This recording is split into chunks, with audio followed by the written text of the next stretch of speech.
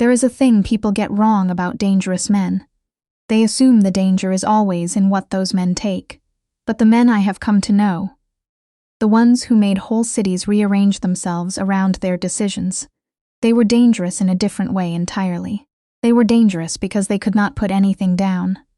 Not a grudge, not a weapon, not 3 years of sleepless nights.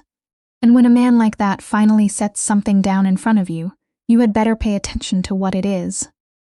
I sold tea, not the kind that comes in paper envelopes with pictures of mountains on the box. I blended it myself, dried herbs, tinctures, loose-leaf combinations that took me 2 years of reading and experimenting and failing before I understood what I was actually doing. I had studied herbalism the same way other people study medicine, obsessively, at strange hours, with a stubbornness that made most of my professors visibly uncomfortable.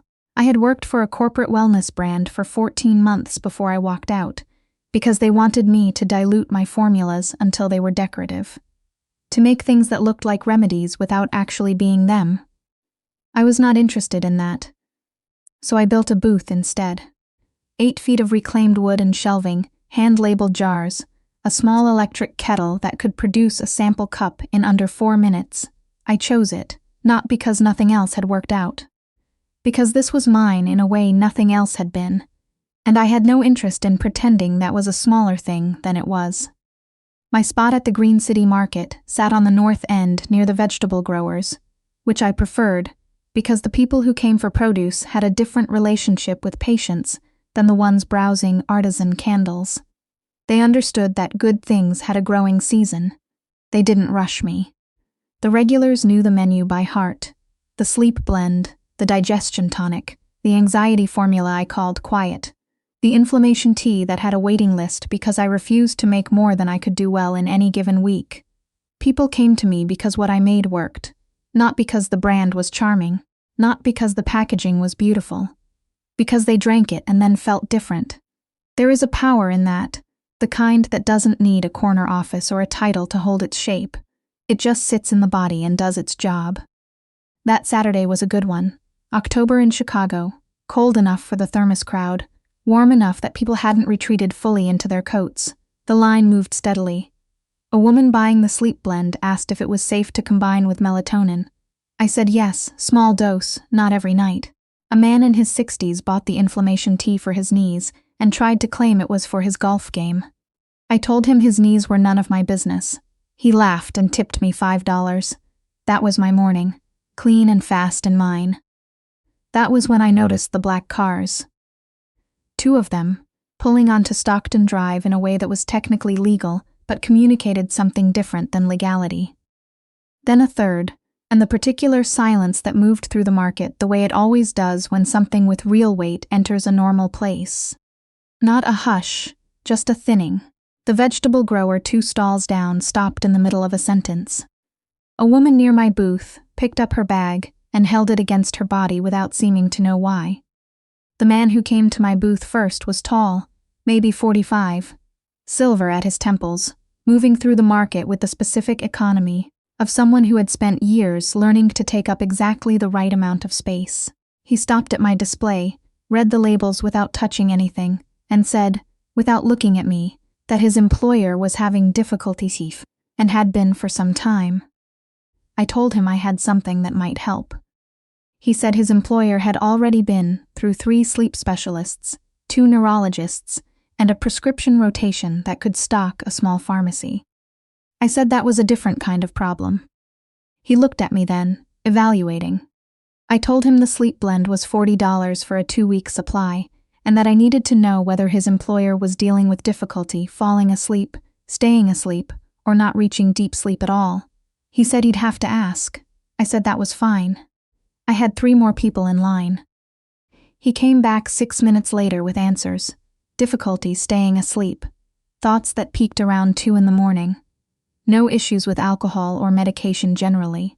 No known cardiac condition, I asked, without looking up from my jars, whether there had been a triggering event somewhere in the last 2 to 4 years.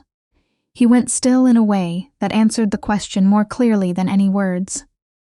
I started pulling herbs. Passion flower for the 2 a.m. spike. Valerian root, low dose, Too much leaves the morning foggy and nobody needs that. Lemon balm for the cortisol pattern underneath. And then my grandmother's chrysanthemum. Hangzhou style.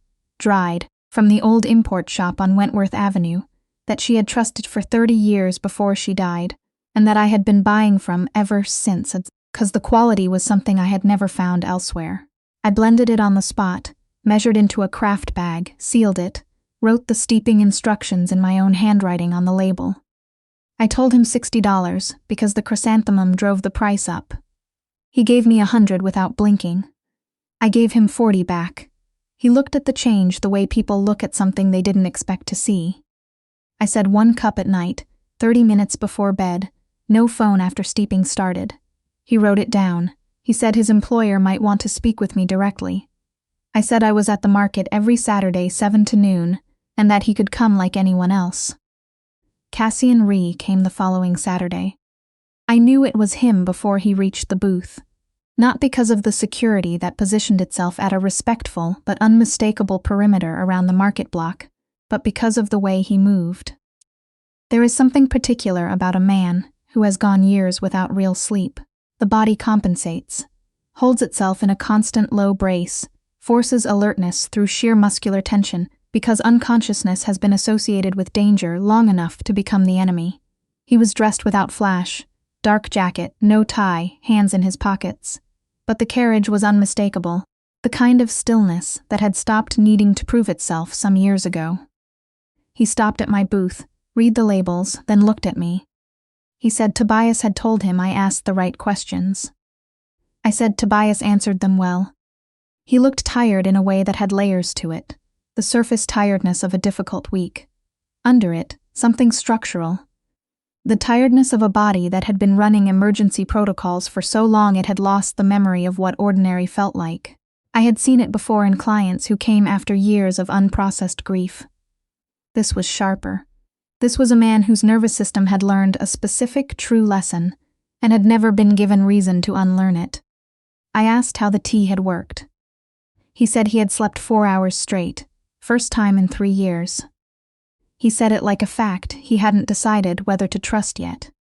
I said 4 hours was a foundation, not a solution, that his nervous system had been calibrated to crisis long enough that 2 weeks of good sleep wouldn't undo the underlying pattern. I asked if he was still seeing the specialists. He said 2 had given up and 1 had relocated to Phoenix. I said Phoenix wasn't going to help him, and neither was a rotating prescription, if the root cause was that his body had learned to associate stress with the moment things went wrong. He was quiet for 1 beat longer than the conversation required. Then he said, "You talk like you know what caused it." I said I didn't. I said I knew what it looked like from the outside, and that was enough to work with. Something changed in his expression, not softness, something more careful than that. He asked what working with it would involve. I told him, consistency, a night protocol, some adjustments to the blend over time, and patience with a nervous system that had very good reasons for not trusting the process. He said, "What if I'm not a patient man?" I said, "Then you'll keep waking up at 2 a.m, that's also a choice." Tobias, standing a few feet behind him, converted what he was about to say into a cough. Cassian's mouth didn't quite smile, but the hard line of it shifted. He asked what I charged for a full protocol. I gave him the number. He reached for his wallet. I told him I didn't take payment for something I hadn't delivered yet, and that he should come back at the end of the month, and we'd settle if it was working. He looked at me the way people look, at a thing they weren't expecting to find, in the place they were looking. He came back the following Saturday, and the one after that. Each time he got in line and waited, and I did not move him to the front because there was no version of this arrangement where that felt right to me. He waited. He didn't like it, but he waited. By the 3rd Saturday, Tobias had stopped looking surprised. The sleep extended to 5.5 hours on week 4, 6 hours on week 5. He reported those numbers with the same measured precision he probably used for financial projections, but I heard what lived inside them.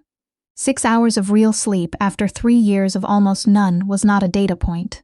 It was a person being handed back something they had accepted losing. I started noticing the shape of him. He didn't check his phone while we talked. He answered questions directly without deflecting, which was unusual in men who carried the kind of authority he wore like a second skin. He remembered details, not just about his own protocol, but things I mentioned in passing.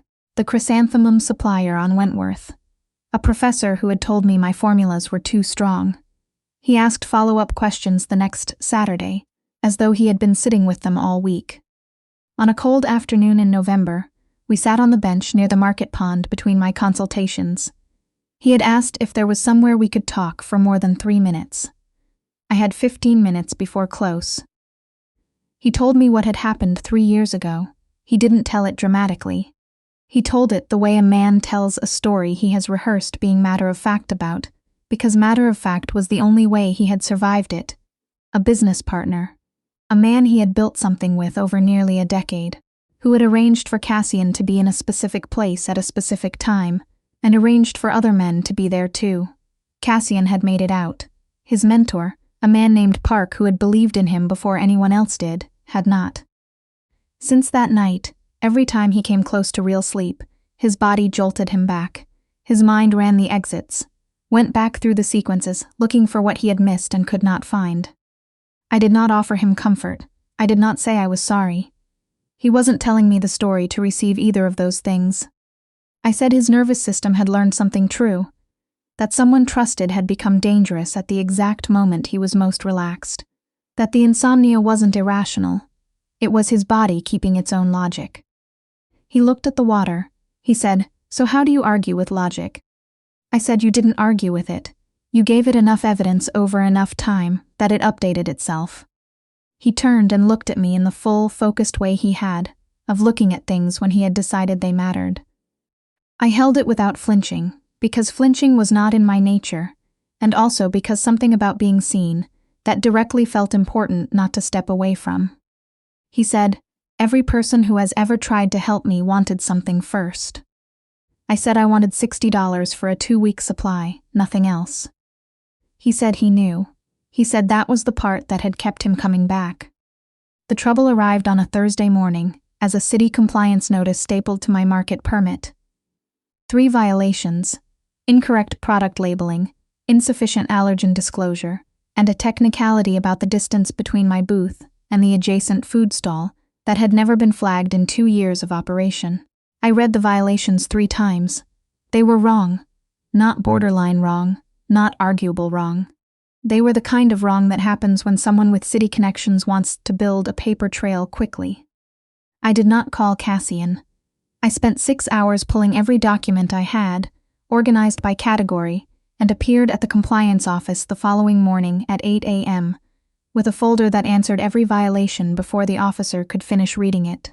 The original permit measurement survey, signed by the market director and a city inspector in 2022, was the last thing I laid on the desk. The violations were withdrawn by noon. I learned the source 2 days later, when Tobias appeared at the market without Cassian, and told me that the complaint had originated from a firm called Aldgate Holdings. He said Aldgate was controlled by a man named Prescott Hargrove, who had been trying to dismantle Cassian's property holdings for 4 years, and that Hargrove had recently begun paying attention to what, or who, Cassian was paying attention to. I told Tobias I had not signed up to be collateral in someone else's war. He said, "I know, neither did Cassian." I said those were not the same thing, because Cassian had chosen his world, and I had chosen a market booth. Tobias looked at me with the honest, tired expression of a man who had run out of comfortable answers. He said he understood that. He said the problem was that Hargrove did not care about the distinction.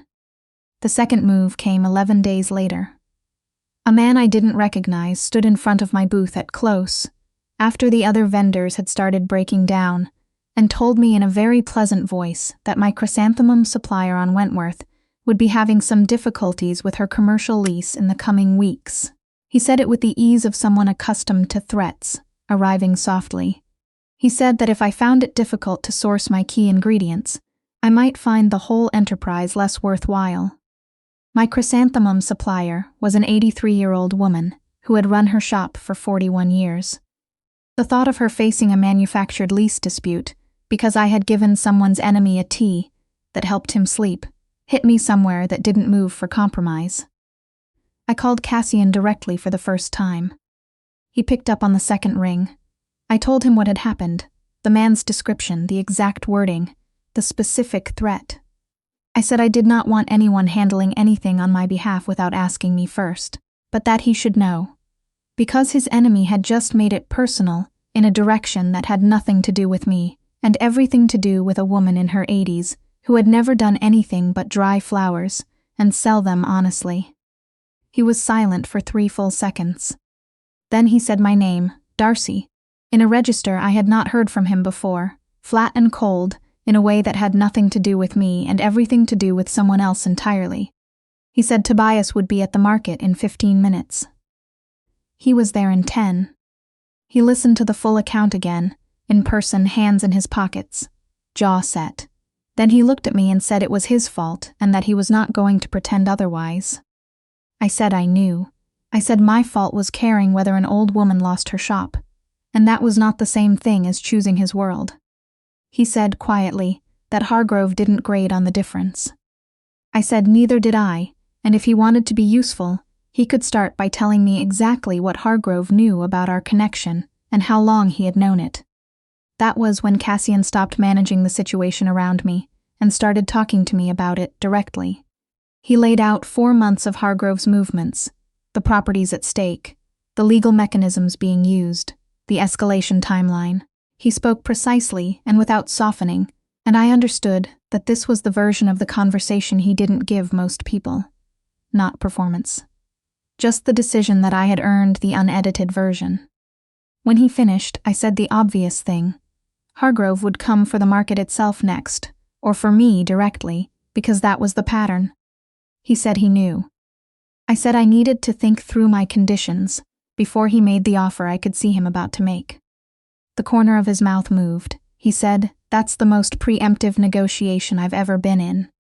I said I had dealt with men who tried to reframe terms after I had already agreed to them, and I was not doing that again. He looked at me with something that had nothing to do with power, and everything to do with being genuinely surprised. Then he made the offer. A retail space in Wicker Park, sitting empty since spring. He could arrange the lease, my name on the paper, my business, my hours, my rules. Security that stayed invisible unless needed. I told him my name on the paper meant my name on the paper. No shell above it, no entity tucked into the fine print. He said he understood. I said the supplier on Wentworth stayed untouched. He said that was already handled. I said if any of his people stood outside my door, in a way that made my customers uncomfortable, I would dismantle the arrangement and find somewhere else. He agreed to every condition without flinching, and I could see it cost him something, because men who controlled as much as he did were not used to this kind of checklist, but he held it. The space in Wicker Park was a real working retail room.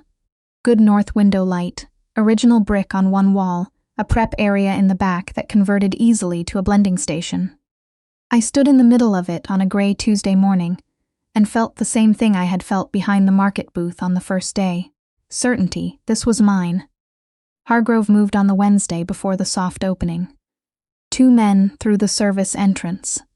At 6 in the morning before I arrived, they found Tobias instead, who had apparently spent the night in the back office, because Cassian had received information about the timing and hadn't mentioned it to me until after. I told Tobias that was a conversation for another day. What I cared about was the space, every jar on the shelving I had installed myself, the hand-lettered board I had made over 2 late nights, all of it untouched. Hargrove himself appeared at the front door 2 hours later, with a city councilman in tow, and what was framed as a community concern about operating permits. The councilman was sweating slightly, which told me the invitation had not been fully voluntary. Cassian arrived 6 minutes after that, from the direction of the coffee shop across the street, in a dark coat. He addressed the councilman by name, which seemed to drain the color from the man's face somewhat. He said the business had full compliance documentation, that the permit had been reviewed and approved, that any outstanding questions could go to the appropriate office directly. Then he looked at Hargrove once, in a way that required no words at all. Hargrove left without speaking. The councilman apologized to me specifically. I didn't acknowledge it. The soft opening happened that Friday. The market regulars who had followed my work for 2 years. Mrs. Chen from Wentworth, who spent 40 minutes examining my shelving system and nodding at intervals. 3 of my most exacting regulars who arrived early, tried 4 samples each, and bought things they had never bought before because a proper space invited something a booth could not. Cassian came after close. He sat on the stool near the blending station and watched me put the day to rights, capping jars, sweeping the counter, entering the numbers. He asked how the first day had felt. I said it felt like the market booth, but with walls, which was exactly what I had wanted. He was quiet in the way he had gotten quieter over the past months. In the beginning, his silence had been vigilance wearing a calm mask. This was something different, something that actually rested in the room instead of holding itself above it. I handed him his evening cup. I had adjusted the formula twice since October, pulled back the valerian slightly, added ashwagandha for the chronic cortisol pattern. He held it the way he had started holding it, both hands, no rush, the steam rising between us. He said 7 hours last night. I said that was what consistency looked like. He looked at me. The tiredness that had lived in his face for 3 years had not entirely left. I thought it would take longer than a few months to fully go. But it had loosened. He looked like a person who had recently remembered that there was something worth sleeping for. He stood from the stool and came around the blending station, slowly, with the care of someone who understood the difference between intention and assumption. He stopped close enough that the conversation changed shape, without either of us naming it. He said my name differently this time, lower. I looked at him. I said, "You're not about to tell me I belong to you."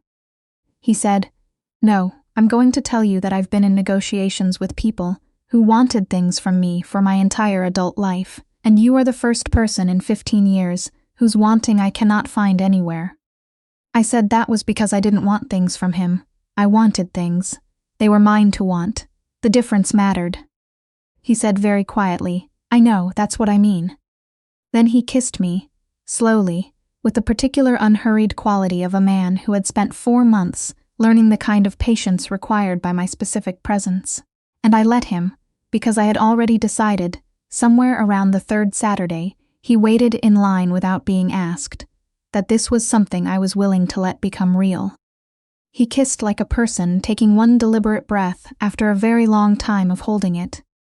When we broke apart, he lowered his forehead to mine and stayed there for a moment, and I understood that this was something he needed, to confirm where he was before he opened his eyes again. It was the same instinct I had seen him use alone when he thought no one was watching, and it undid me a little to see it given freely. He said, "I don't need you to fix me." I said, "Good, I'm a blender of teas, not a mechanic." He laughed then, actually laughed, low and real and unhurried. And it settled into the empty shop like something the building had been waiting to hold since long before I arrived. A year and some months later, the shop had a 3-month wait list for the full protocol consultation, and 2 employees I had trained personally, who understood that the formulas were not to be simplified in order to move more product. Mrs. Chen's shop on Wentworth had a 5-year commercial lease, signed in front of witnesses. I had not asked Cassian to arrange it. Tobias had done it on a quiet Wednesday in November, which I chose to interpret as evidence that good men sometimes moved without being told. Cassian slept 7 hours on good nights, 5 on difficult ones. He came by the shop on Friday evenings and drank his cup at the blending station while I did the end-of-week inventory. And some nights he dried jars badly with a dish towel that was too small for the job, and we argued about technique, and then didn't argue about anything for a good while after. People who knew him from his other life, the one that had made the city rearrange itself around his decisions, told me later they hadn't understood it, that a man like Cassian Rhee sitting on a stool in a Wicker Park herb shop on a Friday night didn't fit their map of him. I told them their map was old. The most dangerous men I had known were the ones who couldn't put anything down, and the thing I had come to believe, after all of it, the market, the compliance notices, the open shop door, and the closed one, was that the right person didn't take the weight from them.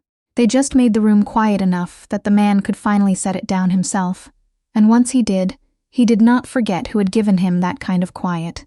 He did not take it for granted, and he did not let it go.